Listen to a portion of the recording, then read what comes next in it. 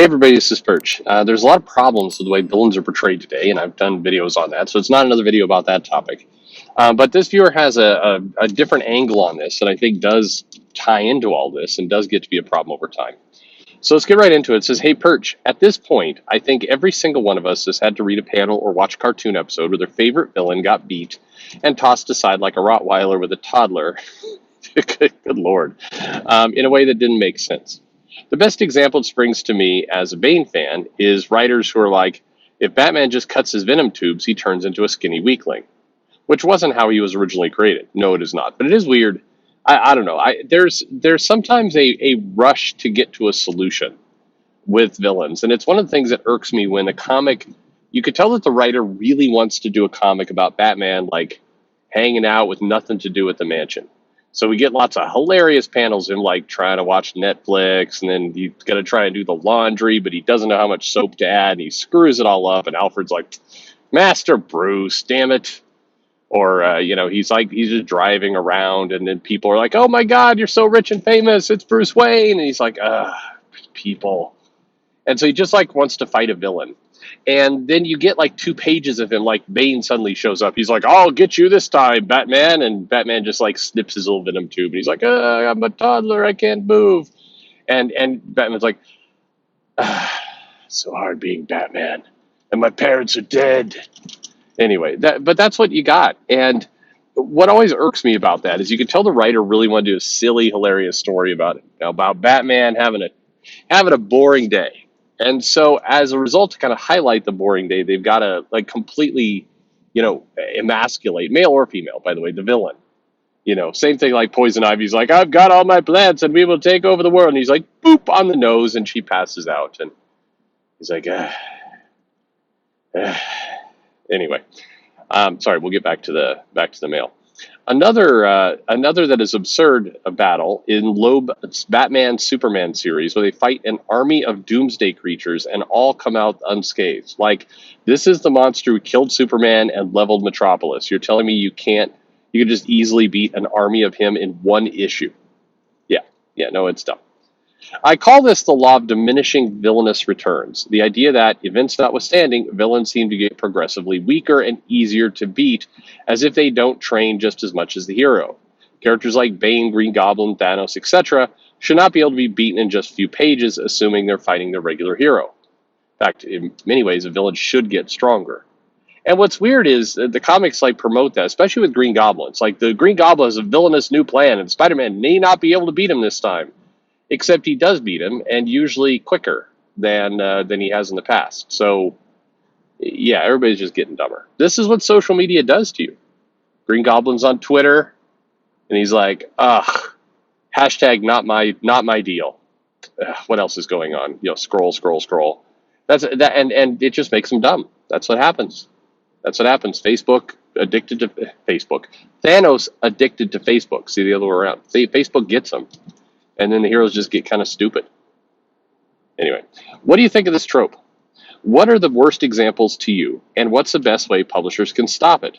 In Batman's case, I feel like having an actual, effective, difficult-to-escape prison you're talking crazy talk now, while introducing new villains is the answer, so it doesn't feel like his rogues gallery are breaking out every couple of weeks, which is how it feels now. If you space out the rogue gallery appearances enough, it doesn't feel quite as absurd when the villain shows up again.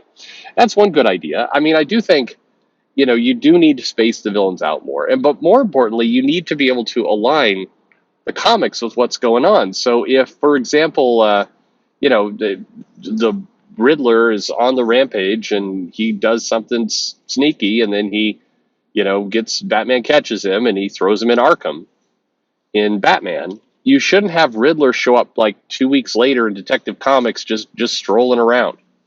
I understand these comics, it's tough to do tight continuity, but I think if you're going to take the rewards of a shared universe with Batman and all these shared characters, then the editors got to, get their head out of their ass and make sure that you do not have the same villains appearing in random issues. This was something Jim Shooter was maniacal about, where there'd be blood on the floor if a villain had a big arc in a comic, and then the villain shows up in somebody else's comic just kind of randomly running around. You got to have the feeling like these things have consequences. And if you take a look at just one title, for example, just Batman, we had Fear State, which was a pretty long event that Tinian did. Before that, we had Joker War. But Tinian was spacing them out fairly well. I mean, not maybe not perfect, but I mean fairly well. He was, spacing out these villain appearances. The problem is that you've got, 6, 8, however many Batman comics all running around, and there's no organization. So it feels like these characters are just showing up all the time. And it feels like whatever the hero is doing is completely ineffective because they just show up the next month, no problem. Barely an inconvenience. You can get out of Arkham. That's a problem with the way that I think this stuff has worked. But anyway, I think it's got lock them up and actually keep them on the shelf for a while. Make the villain, or be really clever where the villain's in Arkham and you're checking in on him, and the villain's like trying to work, through a minion on the outside. So, at least explains why he's, or her are still locked up.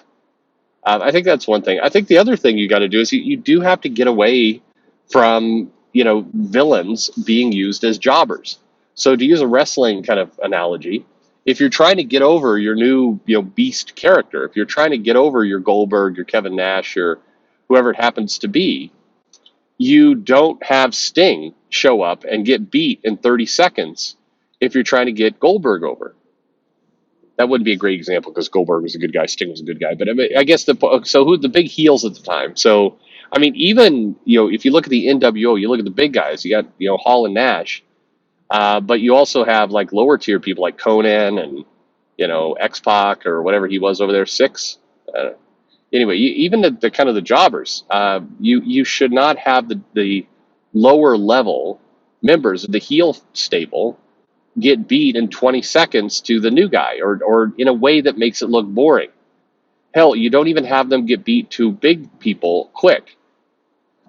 Wrestling did this, they flirted with a subvert expectations bit where it's like, I remember, was it Bryan Danielson or Daniel Bryan was going up against, who? Kane? No, it wasn't Kane. It was it was a heel. Sheamus, maybe? I don't know. And he beat him in like 20 seconds.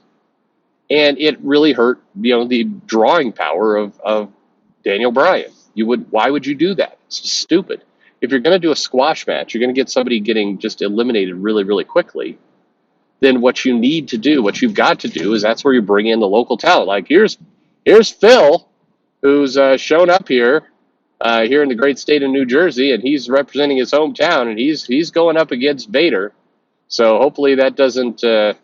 Hopefully he survives. I mean, that's if you're going to do a squash, you got to do it that way.